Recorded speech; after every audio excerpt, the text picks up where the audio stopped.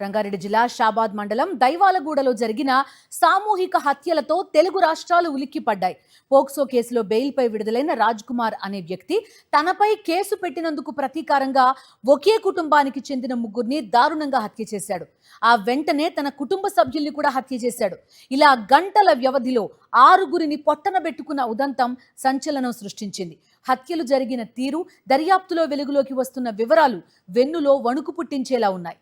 రంగారెడ్డి జిల్లా షాబాద్ మండలం దైవాలగూడలో 6గురి హత్యలు కలకలం రేపుతున్నాయి. పోక్సో కేసు పెట్టారనే కక్షతో రాజ్ కుమార్ అనే ఉన్మాది 6గురిని దారుణంగా హత్య చేశాడు. ఒకే కుటుంబానికి చెందిన ముగ్గురితో పాటు తన భార్య, 2 పిల్లలను కూడా కిరాతకంగా చంపేశాడు.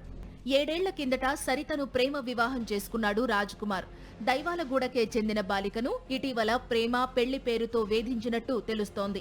బాధితురాలు శంషాబాద్లోని ఓ కాలేజీలో ఇంటర్మీడియట్ మొదటి సంవత్సరం చదువుతోంది.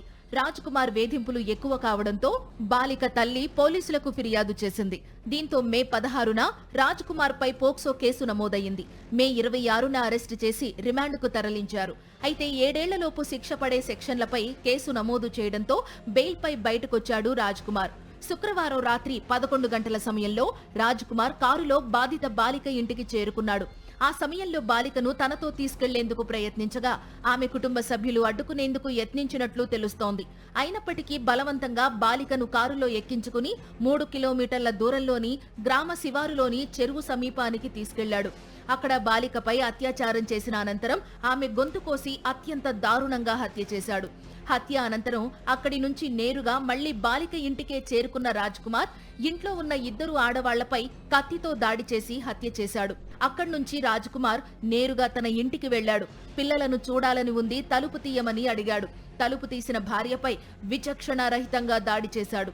ఆ తరువాత 3 ఏళ్ల కుమార్తె, 2 ఏళ్ల కుమారుణ్ణి వదల్లేదు. పిల్లలిద్దరినీ నిద్రలోనే హత్య చేశాడు. పోక్సో కేసు నేపథ్యంలో ప్రేమించి పెళ్లి చేసుకున్న భార్య తనను ద్వేషించడం, పిల్లల్ని చూడనివ్వకపోవడంతో రాజ్ కుమార్ ఈ ఘాతుకానికి ఒడిగట్టినట్టు తెలుస్తోంది.